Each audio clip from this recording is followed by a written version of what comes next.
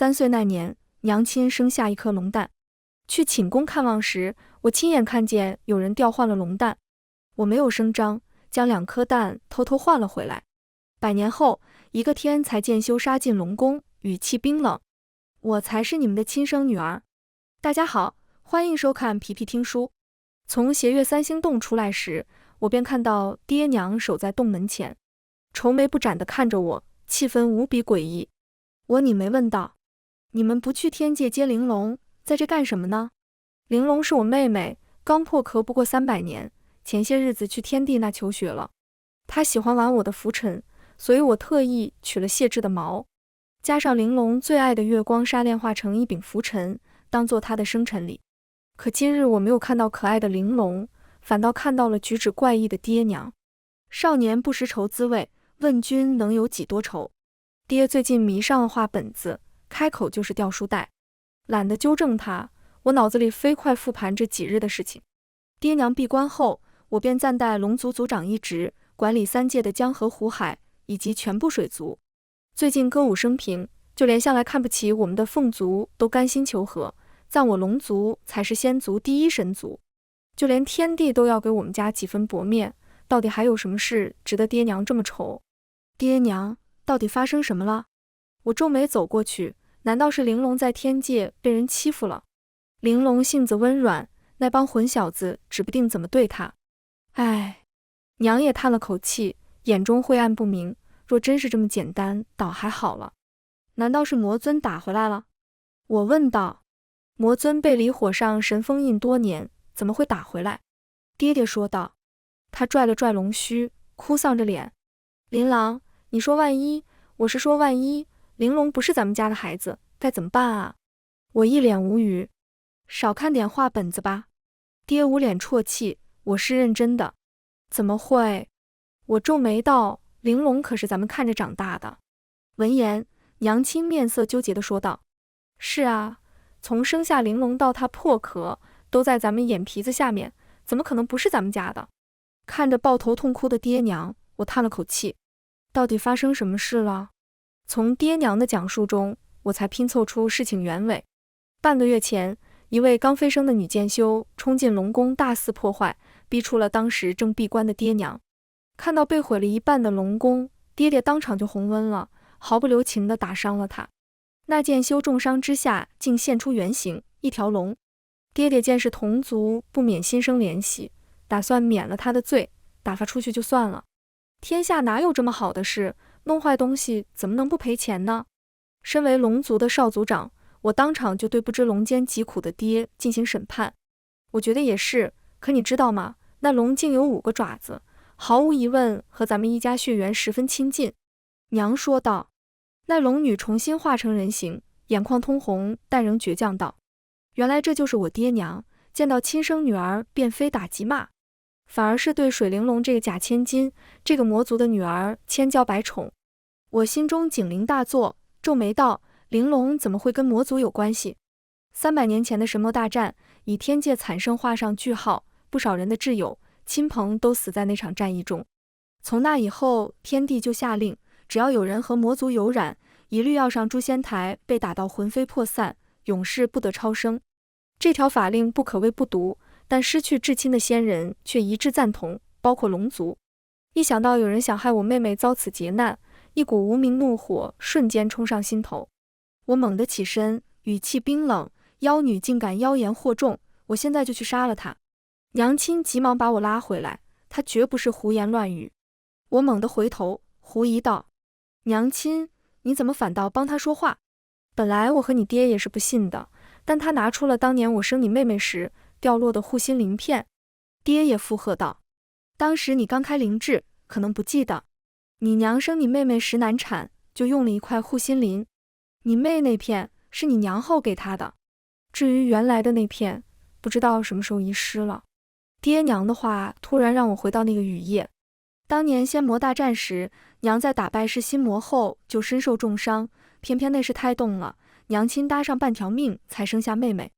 为了给娘疗伤，爹爹仓促带着娘闭关。偌大的龙宫里，只有我和妹妹，还有一群虾兵蟹将。那天晚上电闪雷鸣，我一个人不敢睡觉，就偷偷跑去找妹妹。守门的宫女不知为何睡着了，那颗泛着金光的龙蛋就这么安静地躺在镂空的木质摇篮里。许是血脉相连，看到那颗蛋的第一眼，我便觉得亲近。本想爬上摇篮和妹妹一起睡觉，奈何我那时还是个刚化型的稚童，短胳膊短腿的半天都爬不上去，最后我又困又累，干脆滚到摇篮下面睡觉了。还是一道雷声惊醒了我，隐约中我透过床底的缝隙看到了一个女人。那女人陌生得很，一进门就直勾勾地朝着妹妹走了过来，怀中还抱着一颗散发着金光的龙蛋。我本想爬出去问她是干什么的，却在翻身时，仰面看到她将怀中的龙蛋放下，又将我妹妹抱了起来，鬼鬼祟祟地走了出去。许是做贼心虚，她来去匆匆，竟然没发现蜷缩在床底的我。等她走后，我才探头探脑地爬出摇篮。摇篮里的那颗龙蛋仍旧散发着金光，可我却再也感受不到那份血脉相连的微妙感。妹妹被调包了，我急忙想去找爹娘，可又担心他们被打扰后走火入魔，便冲出去不停摇晃宫女，但怎么都摇不醒。我只好小声叫来海马灵宠，抱着假蛋骑在他背上跟上那个偷蛋贼。那女人到了一处空地上，和一个蒙面男人小声说些什么。远远的我就感受到一股强大到恐怖的力量，不敢继续往前，只能远远瞧着。隐约中能听到他们说些调换、魔尊、臣服之类的字眼。后来女人神情激动地反驳男人，两人就此动起手来。攻击的余波砸在蛋上，妹妹直接起飞，直勾勾地朝我冲来。就在那时，我眼疾手快地调换了妹妹，驾驶海马冲回我的寝宫。宫女醒来，看见妹妹消失时，直接吓出原形，最后还是在我的被窝里找了睡得香甜的我和妹妹。爹爹听说这件事后，生气地训斥我不该带着妹妹乱跑。我极力解释说有偷蛋贼，可爹爹却反倒说我撒谎，还说龙宫防备严密，怎么会有贼人进来？于是又罚我抄了100遍《道德经》。后来我越想越觉得爹爹说的有道理，久而久之，也就把那场患难事故当成我的一场梦了。等娘亲出关时，这事都过去20年了，也没人再提。至此，这件事就彻底被我抛之脑后。可现在，有人拿着娘亲掉落的护心鳞来认爹娘。不管当年的事情到底是不是梦，凭着血脉相连的感觉，我都能确认玲珑才是我真正的妹妹。可惜那玄之又玄的血脉，爹娘却从来都感觉不到。饶是我现在说出来，也没有用。那剑修现在在哪？我沉声问道。他身受重伤，我们就把他放在龙泉里养伤了。越说到后面，爹的声音就越小。哈，那龙泉可是疗伤圣地，也是咱们一家的专属，你就这么把他放进去了？我瞪大眼睛问道。没办法，若她真是我们的女儿，我们怎么能放任她自生自灭？爹娘脸上满是愧疚之色。我摆了摆手，叹了口气。算了，我们明日去找那个剑修，带到西王母那边，用3生镜一照就行。娘亲露出抹笑容。是啊，3生镜可知晓他的前世今生，一照自然就明白了。我正色道，但这件事绝不能让玲珑知道。天地一生只收一个徒弟，玲珑正和其他竞争对手争抢这个位置。若是在这个节骨眼上爆出来这件事，对玲珑造成的影响不可谓不小。爹娘连连称是。最后爹又抹了把眼泪，苦兮兮道：琳琅，要是那剑修真是你妹妹，你会同她好好相处吗？我甩了甩拂尘，她不可能是我妹妹，即便是真的，那也得看她是个什么样的人，会如何表现了。看着爹娘松了口气的样子，我冷不丁地说道：不过若是她撒谎，我定要将她碎尸万段，让众仙都知道，龙族绝不是可任人愚弄欺辱的。本以为今晚能安然度过，可是意外却发生了。棒妖急匆匆地赶来，大呼道：少族长，小姐出事了。棒妖是玲珑的婢女，通过她我才知道，方才有一群修士骤然对玲珑痛下杀手，玲珑不敌，只好派棒妖回来通风报信。冲到玄天池时，我便看到一片刀光剑影，身处攻击中心的玲珑被迫靠着一片护心鳞苦苦支撑。住手！我挥出拂尘，霎时间便击倒一群修士。眼眶通红的玲珑看到我后，宛如看到救星一般，立马就冲到我怀里，带着哭腔道：姐姐，你终于来了，他们都欺负我。我摸了摸玲珑的头，好在有护心灵保护，她除了发髻歪了些，身上毫发无伤。时间紧促，棒腰也说得颠三倒四，我询问道：怎么突然打起来了？玲珑指向前方，咬牙切齿道：那女人抢走了龙骨剑，我想抢回来，就被她的一众朋友围攻了。我挑眉望去，只见一红衣女子正艰难地站起来，手中拄着龙骨剑。龙骨剑算是我的本命剑，担心玲珑在仙界出事，我特意送给她护身。可如今她为什么会出现在围攻玲珑之人的手中？龙骨剑是第一任龙王的本命剑，也是龙族的象征，在老龙王死后就再也没认过主，却在我出生时强行认我为主。可惜我一心修道，无心龙王的位置更不适合带走龙骨剑，所以就干脆把龙骨剑借给玲珑防身，毕竟他才是板上钉钉的下一任龙王。龙峰，你在做什么？我问道。龙骨剑化为人形，站在少女的身前，做出保护的姿态。他依旧是那副高高在上的模样，浅蓝色的眼眸空灵又疏离，语气冰冷。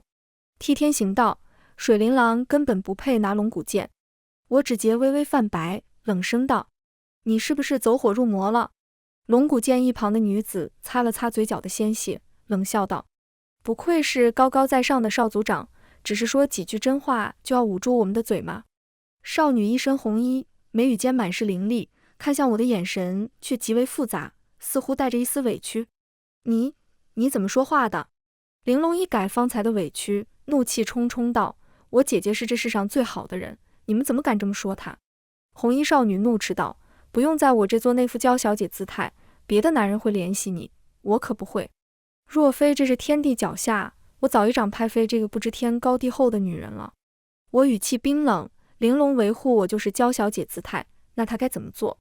红衣少女严厉道：你不用扯别的话题，她该怎么做是她自己的事情。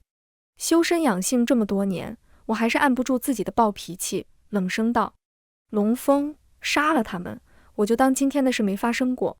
要是天地怪罪下来，大不了我就担着，实在不行还有师傅捞我。龙峰僵了一瞬，挪动脚步，却是将少女挡得更严实了，说道：不能杀他，他是我的朋友。向来眼高于顶的剑灵居然和刚飞升的人当朋友，到底是志同道合还是暗通款曲呢？我懒得挑破龙峰的错处，但玲珑却怒不可遏。你都甘心供那女人驱使了，身为剑灵，你这就是被主。玲珑一直以为龙峰认我为主，我就一定会成为龙宫的主人。他年纪尚幼，还不知我一心向道，和龙峰的契约更是已去了5成，无法强行约束龙峰。只当是我伤透了心，才容忍他一再违逆我。方才被我打倒在地的修士们捂着伤口站起来，为首的那个对我拱了拱手道：今日之事纯属误会，还望上仙海涵，若是在此逗留，恐怕会惊动天地，改日我们定当赔罪。他们一拥而上，无非是想以多欺少，此刻见我一挥手就将他们打倒在地，自是心生惧意，打算息事宁人了。何况这件事本是他们不对，若真闹到天地那，他们的处罚也绝对比我们重。我打算先接过此事，待日后再让他们千倍偿还。不行！意料之外的，龙峰居高临下道：除非他给一言道歉。一言就是红衣女子。我严重怀疑龙峰脑子坏掉了。我按住躁动的妹妹，用眼尾扫她。龙峰，你让我妹妹这个龙族公主给偷窃龙宫之宝的人道歉。一言呵呵了一句，瞧着龙峰。如此说来，倒是我鸠占鹊巢，消想了不该想的东西。龙峰面色不愉地瞧着我。水琳琅，一言不是那个鸠占鹊巢的人，水玲珑才是。我将气鼓鼓的妹妹揽在怀里，说道：住口！龙王血脉岂容他人混淆？龙峰的脸上带着一抹快意，畅快道：水琳琅，你当真不知你妹妹是个冒牌货？难道你爹娘没告诉你？水玲珑根本就不是你亲妹妹，一言才是。一旁的一言满脸倔强，偏过头去不愿看我。我仔细地打量他，才发现他确实和我有3分相似，隐隐猜到了他打伤玲珑的目的。玲珑愤怒地挣开我的怀抱，脸蛋气得通红。龙峰，我敬你是宫中老人，可你竟然随便找个下界女人侮辱我，你的目的究竟是什么？玲珑从未怀疑过自己的真实身份，毕竟刚破壳时，他就显露了我们家血脉最明显的特征——五爪金龙。一言骤然转头，眼眶通红地看着我，仿佛我是那个任由别人凌辱他的罪魁祸首。龙峰眼中的恶意几乎要化为实质，语气冰冷道：一条卑贱的杂种龙也敢大放厥词？当年一个婢女偷偷将你和一言调换，你抢了她这么多年的位置，现在也该还回来了。看来一言就是半个月前打上门的女剑修，不乖乖养伤，却偷跑出来找玲珑的麻烦，真是不安分啊。不过天界可不是他一个刚飞升的人能来的，我将视线移到龙峰身上，龙峰在这里扮演了什么角色呢？听到争吵的仙人纷纷赶来，里面不乏热衷于八卦的长舌仙人。最重要的是，不少龙族和凤族的小辈也开始对妹妹议论纷纷，而他们本该是妹妹最得力的左膀右臂和伙伴。我本来不打算把这件事闹大，更不想让玲珑被拖到这些乱七八糟的事情里，可结果却南辕北辙。玲珑还在和龙峰争吵，结果一言的一句话将我彻底架了起来。水灵郎，你摸着你的良心说，水玲珑到底是不是你妹妹？我张嘴刚要承认，猛地听见了师傅的传音：不要说，否则玲珑有生命危险。一片沉默中，玲珑眼中的热切不断褪去，逐渐染上恐慌和绝望。她抓着我的手，颤声道：姐姐，你说句话啊，我才是你亲妹妹，对不对啊？心口刺痛，可我只是抿了抿嘴。玲珑漂亮的大眼睛瞬间暗了下来，里面只有无穷无尽的绝望和空洞。一切都是如此荒谬，这一切都归功于龙峰和一言。还没等我说话，一言就抱胸说道：姐姐，你我同样年少有为，我们才是真正的姐妹。峰哥不过是不想看一个天赋一般的杂种龙拖累龙宫，这才将我带到爹娘面前，让我说出真相。好啊，又是龙峰。妹妹惊愕地看着我，哽咽道：原来爹娘也知道，原来只有我像个蠢货一样被蒙在鼓里。一言讥讽道：妄想流几滴眼泪装可怜，就能阻挠我认祖归宗。不愧是娇生惯养的公主，不像我一步步从凡间打拼上来，宁可流血也不流泪。饶是一言伪装的极好，我也能一眼看出他眼底一闪而逝的愤懑和不甘。他极恨玲珑夺走了原本属于他的优渥生活，憎恶玲珑能幸福快乐的长大，而自己饱受苦难却摸不到玲珑的起点。与其说他是展示自己的坚强，不如说是在用另一种方式控诉玲珑。明日我们就去西王母那，只要用三生镜一照，一切便都有分晓。我这么一说，就相当于默认了一言的怀疑，人群瞬间沸腾，不断指责玲珑鸠占鹊巢。就连玲珑的朋友们也用复杂的眼神看着他。玲珑脸色惨白，整个人也摇摇欲坠，但她是个坚强的姑娘，忍住眼泪，朝着一言朗声道：一言，如果我真是龙族公主，那你就要当众和我道歉。龙峰语气冰冷：不会有那天的，你还是担心自己吧。我嘴唇一动，说出族规。龙峰望一公主，按龙族族规，须受五雷轰顶之刑。龙峰不可置信地看着我：你怎么如此狠心？我可是你的本命剑啊！也是，毕竟你连你亲妹妹都不在乎，怎么会在乎我？狠心？看来龙峰还以为我会像历代龙王一样供着他，事事以他为先。我深受上天宠爱，托生成为龙族公主，可不是为了在他的脚下过着仰人鼻息的生活。多年的苦修，更不是为了让别人能随随便便地挑衅我。龙峰，我抬手甩出一道术法，龙峰吃痛，猛地吐出一口鲜血。他缓缓直起腰，古井无波的眸子里满是痛楚。刚想说什么，我已经牵上妹妹的手，对着众人道：各位仙友，今日之事还没有定论，还望各位仙友切勿传出去。说完，就带着玲珑回到龙宫。整趟路上，玲珑都一言不发。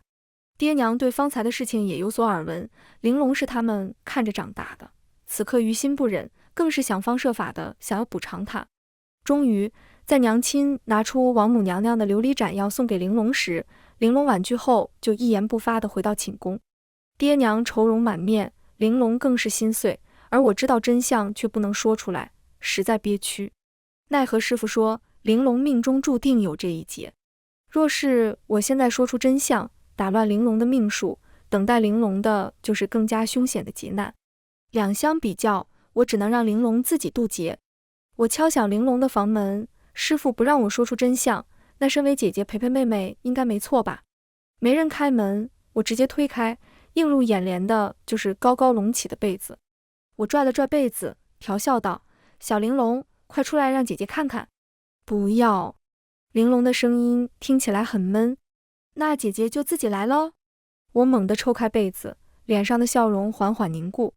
玲珑蜷缩在床上，头发凌乱，眼眶通红，泪珠不断从眼眶中滑落，整张脸都被眼泪浸透了。当年我无意摔碎了她最爱的那盏琉璃盏，她也只是掉了2粒金豆豆。我从未见过她这样，大脑一片空白，结结巴巴道：“你这是怎么了？”像是被我的话打开了心门，玲珑哇的一声嚎啕大哭。我真的不是想靠眼泪博取你的同情，我就是想哭。我真的控制不住我自己。这种时候无需多言，我只是像小时候一样轻轻地拍玲珑的后背。她哭了很久，最后脱力地倒在我的怀里，有一下没一下的抽泣。我环住她，柔声道：“谁说你想靠眼泪博取同情了？”玲珑嘶哑道：“就是一言。”我目光阴沉，没想到一言的那句话会对玲珑造成这么大的伤害。我温声道：“他胡说，你只是个刚破壳300年的宝宝罢了，哭一哭很正常。”玲珑垂下脑袋，发丝粘在他的额头上，闷声闷气道：“我知道，可是……”他又抽噎起来。可是他说他和我一样大，他就不会哭。而且一想到如果我真的抢走了他的人生，我就更觉得我不配哭了。我现在这样，爹娘一定更讨厌我了。越说玲珑哭的就越厉害，我又好生安抚了一会儿，柔声道：“说不定是一言搞错了呢。”玲珑揉了揉眼睛，低声道：“要是我真的不是爹娘的女儿，该怎么办？”我揉了揉她的脑袋：“你是？”玲珑抬头，急切道：“万一不是呢？”看着那张梨花带雨的脸，我的心脏又酸又胀。不管发生什么，我都站在你这边，只站在你这边。一言抱着我的手又紧了紧。3生境不外借，只能在西王母那使用。可我没想到龙峰会和一言一同在龙宫外等我们。见到我的那瞬，龙峰面色复杂。龙长老，你怎么和他在一起？娘亲惊讶地问道。免得爹娘忧心，我昨日只告诉他们龙峰言行无状，才会被我用雷劈。爹娘连连叫好。龙峰平日眼高于顶，但碍于他身份特殊，历代龙王也只能忍气吞声。我惩罚他，正好给爹娘出了口气。一言是龙族血脉，身为长老，我自然应该陪他一同前去，更何况日后他还有可能是龙族之主。龙峰语气冰冷：“龙族之主？爹死了还有我，我死了还有玲珑，哪轮到着他？”也不知道一言是怎么说的，让龙峰坚信他才是我爹娘的亲生女儿。出来送行的长老们和虾兵蟹将都僵在原地，他们想的更多。龙峰此举无疑是站在一言那边，和我们对立。那他们就要好好想想，下一代族长到底该选谁了。爹怒气冲冲地丢下一句“男女授受不亲”后，就发出一声龙啸直冲云霄。一言他们紧随其后，紧紧挨着爹娘。我担心他暗中搞事，也带着妹妹跟了上去。一言正故作轻松地说自己这些年来的遭遇，只是眼尾的红痕却将他的脆弱暴露个彻底。他说他的爹娘都是邪秀，养母从他刚破壳时便每天取他的血，养父每日都会在他身上试验奇怪的咒术，有时还会剥掉他的鳞片。他是被人间的一个门派救出来的，后来努力修炼才得以飞升，说的比戏子唱的都要苦。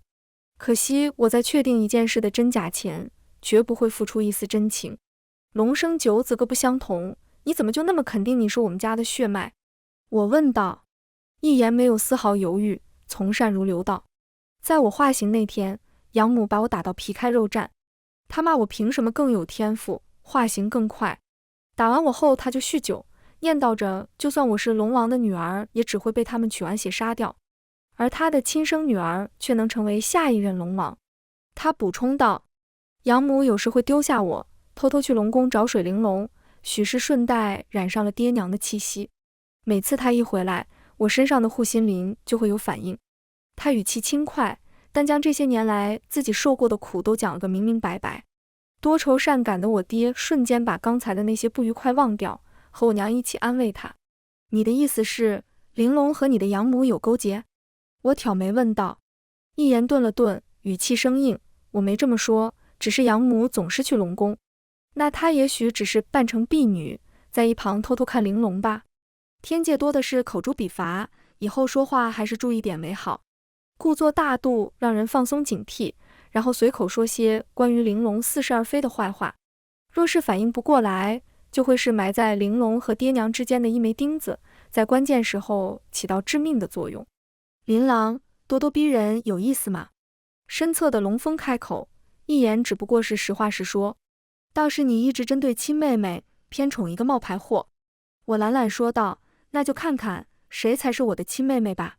西王母的大殿近在咫尺，但仙娥却告诉我们，三生镜被人恶意破坏了，算是意料之内。毕竟这是玲珑的大劫，怎么可能这么容易避开？一言呵呵两声，怎么这要巧，在拆穿水玲珑这个假千金的关键时刻，三生镜就这么不早不晚的坏了。看着脸色涨红，不断解释的玲珑，我温声道：不用忙着自证，一言你若是怀疑玲珑，就要拿出证据，不要捕风捉影。一言眼眶微红，语气冰冷，你们还真是姐妹情深，上赶着维护她。语气里的酸味怎么都盖不住。仙娥温声道：若有一份深渊巨兽的精魄，三生镜1天后就能修好。深渊巨兽生活在天界最为阴邪之地极渊中，爹娘在除魔大战中留下暗疾，最不能沾染阴邪之气，于是去的只有我，还有一言。龙峰本来也想去，但我担心他在路上生事，就没有同意。一路上，一言都想方设法的和我拉近距离，我只用一句安静就堵住了他的话头。既然你这么厌恶我，又何必要主动带上我？一言眼眶通红。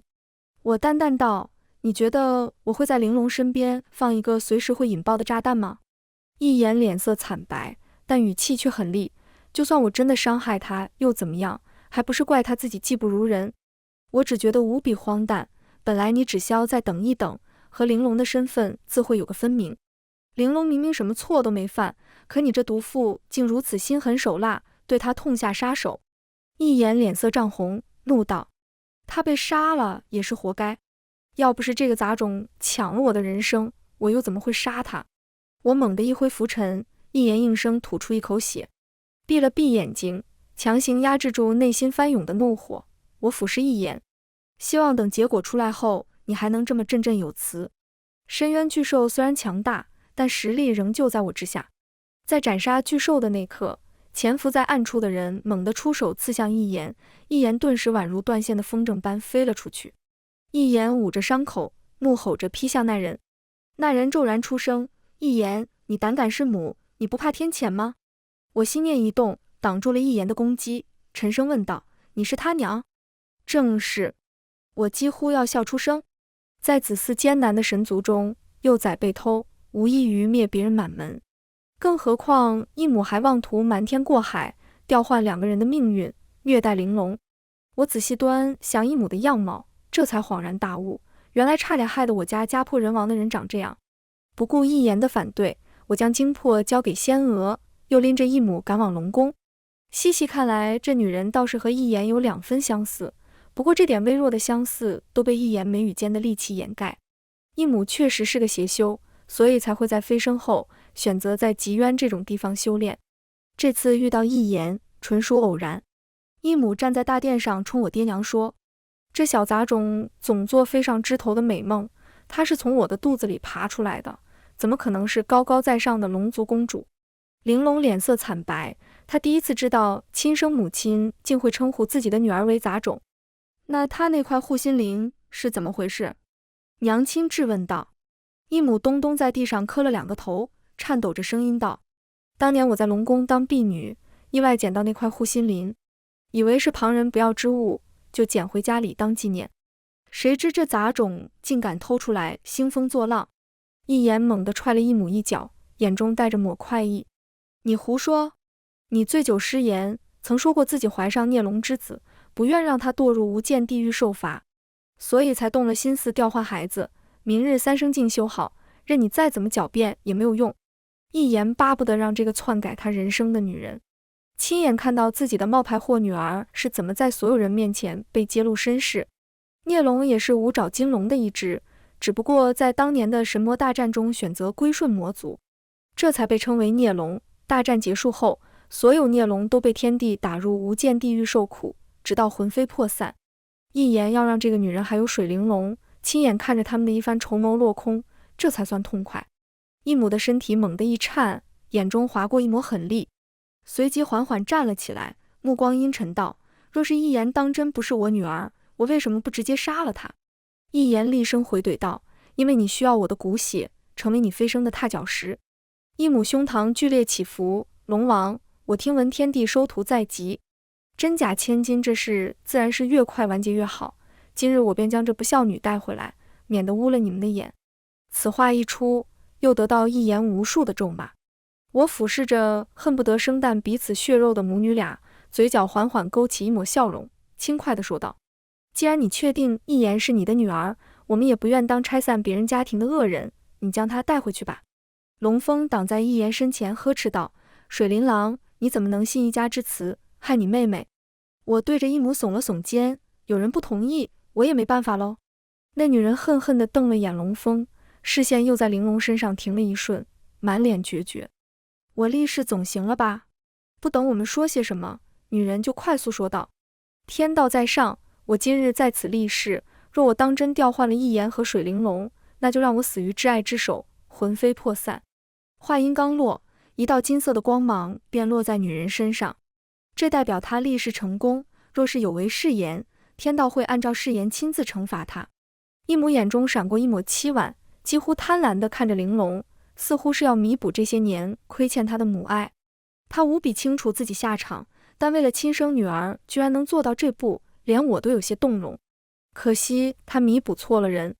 娘红了眼，可怜天下父母心，看来她真是一言的亲娘。闹剧也该结束了，让他们走吧。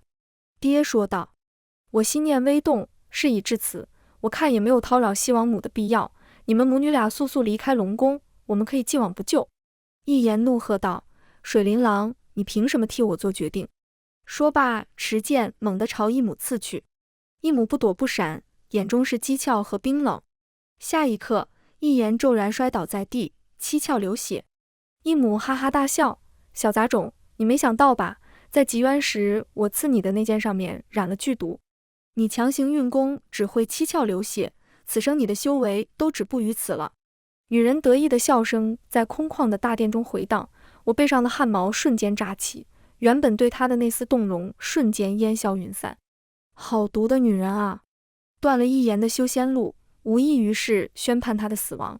若是我当年没把玲珑调换回来，如今这些苦难都会尽数落在玲珑身上，而我们却只是冷眼旁观。我几乎不敢细想那番场景。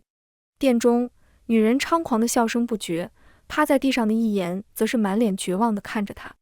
我没想到一言竟然这么疯狂，他竟然敢跟天帝说玲珑是孽龙之子。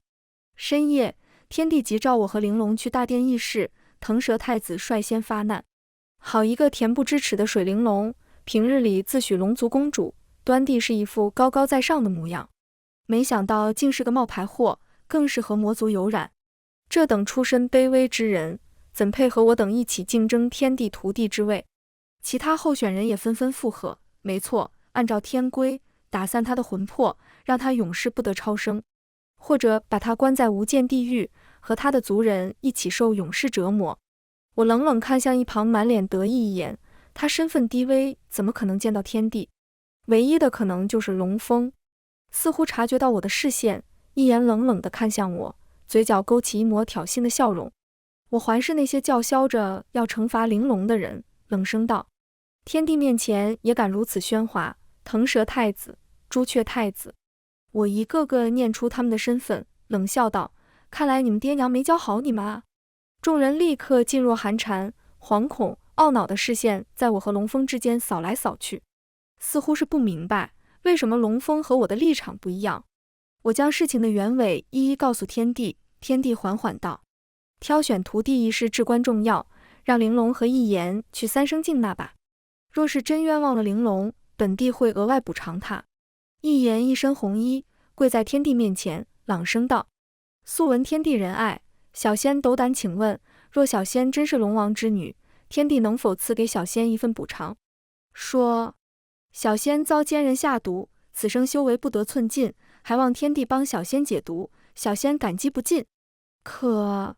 一言又行了个大礼，沉声道：小仙还有一事相求，还望天帝待水玲珑验明孽龙身份后，即刻将他打入无间地狱。怪不得一言这么疯狂，原来打的是一箭双雕的主意，可惜他的所思所望注定是一场空。擦肩而过时，一言眼底满是疯狂，低声道：你以为你轻飘飘的一句话就能决定我的命运吗？水琳琅，原本出于一份血缘关系，我对你还有几分尊敬，奈何你一而再再而三的害我。等我回到龙族公主的位置上，定要联合龙峰把你这个少公主赶下去，让你这种高高在上的人也尝尝任人欺辱的滋味。这都是你欠我的，我倒是不知我对他有什么亏欠。我挑眉看向龙峰，这话你也同意？龙峰一脸冷漠，一言虽然没有你们条件优渥，但却能自下界飞升。龙族向来推崇强者为王，他比你们任何一个人都更适合那个位置。我轻飘飘地挥动拂尘，便只听得两声惨叫。俯视着吐血的两人，我淡淡道：在别人面前大放厥词时，你们最好有那个放肆的实力。龙峰骇然地看着那个逐渐远去的身影，坚定的心第一次出现动摇。他知道水琳琅天赋惊人，不然也不会在他出生时强行与他结契。可他没想到水琳琅的进步速度居然这么快，修为这么高。一言他真的能赢水琳琅吗？自己是不是选错路了？一言握住他的手，眸中是化不开的怨恨。水琳琅不过是仗着条件优渥修为才会这么高，若是龙族将全部资源给我，我一定会比他更强。龙峰摇摆的心重新变得坚定，他重重握住一言的手。没错，水琳琅不过是资源好罢了，你绝对不会输给他的。不多时，全天界有头有脸的仙家都集中在西王母的大殿内，天帝更是坐在上位，俯视着我们。人群中心是偌大的三生境，三生境旁则是我们一家，还有一言和龙峰。我的视线停留在隐藏在人群中满脸忧愁的一母，暗自祈祷，天谴来的再晚一点吧，起码也要等到他发现当年的真相。龙峰将一言护在身后，高声说道：既然诸位仙家都在场，龙峰身为龙族长老，有一句话要说。他望向我道：初代龙王曾说过，我认谁为主，谁就是下一任龙王。我虽曾和水琳琅结下契约，可他一心修道，不配龙族族长之位。今日我撕毁与他的契约，另投明主。我身上一松，而龙峰却猛地吐出一口血，应该是他强行解开契约的反噬。他含情脉脉地拉起一言的手，嘶声道：一言才是龙王真正的小女儿，也是我的新主人。说话间，龙峰化为利剑，环绕一言数圈，竟是当场认主。爹爹面色阴沉，既然你要背弃我儿，我也不会留你。一言面色森冷，对着众仙家抱了抱拳，朗声道：诸位，水玲珑身为孽龙之子，却霸占龙族公主的位置多年，你们说这样的人该不该下无间地狱受苦？该。仙家们一片沸腾。如果说他们第二恨的是魔族，第一恨的就是天界中投奔魔族的叛徒。毕竟来自伙伴的背刺才是最为痛苦的。姐，玲珑眼眶通红，眼中满是恐惧，紧紧地抓住我的衣角，像是抓住救命稻草一般。我回握住她的手，柔声道：没关系，你才是我的亲妹妹，我会保护你的。玲珑惨白的脸色逐渐好转，一言冷笑一声，又是这副小家子气作态。红色的裙摆一动，一言大步一跨至三生镜前，喝道：我先来。三生镜被激活，水波自中心慢慢波动，逐渐浮现模糊不清的影像。众仙神色肃穆，唯有我看着满脸紧张的一母，笑了起来。在众仙的注意力都集中在三生镜上时，一母猛地冲了出来，一柄长刀砍向一言。一言来不及躲开，饶是龙峰挡了一下，但一言还是被砍掉一条胳膊。义母哈哈大笑，杂种，你很痛苦吧？这刀上的毒可和上次不一样，它会让你的修为迅速下降，不消一炷香，你就会因为寿数到头，当场化为白骨，魂飞魄散。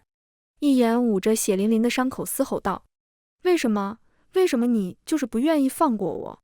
义母的笑声停息，冷冷道：要怪就怪你是龙王的女儿，龙王一家都该死。他愤恨地转身望向我们，凄厉地怒吼道：我的夫君背叛天界受罚，我认了，可你们为什么还要让他的孩子也受罚？明明都是五爪金龙，可凭什么你们的女儿生来就是龙族公主，受人尊敬，而我的女儿却要堕入无间地狱，人人唾骂？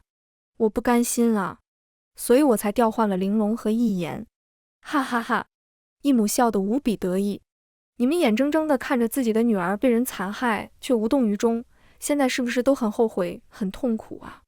现在想救她也晚了，这毒无可解，你们就看着她衰老而死吧。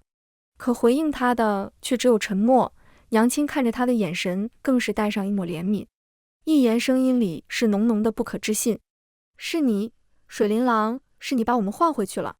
义母面色一变，猛地转身，三生镜里放映的正好是我把2枚龙蛋换回来的画面。长刀哐当一声掉在地上，义母脸色惨白地看着满脸皱纹的一言，他马上就要死了。不可置信、懊悔、痛苦、绝望，种种复杂的情绪飞快在义母眼中浮现，最后都化为了一句话：我的女儿。义母惨叫一声，冲上去紧紧抱住她，泪流满面哀求我们：救救她，求求你们救救她，就当看在同为五爪金龙的份上，要杀就杀我，别杀我的孩儿啊！凄厉的惨叫响彻9重天，他方才对我们恶毒的诅咒，此刻尽数落在他的身上。爹缓缓摇了摇头，这毒太狠了，来不及了。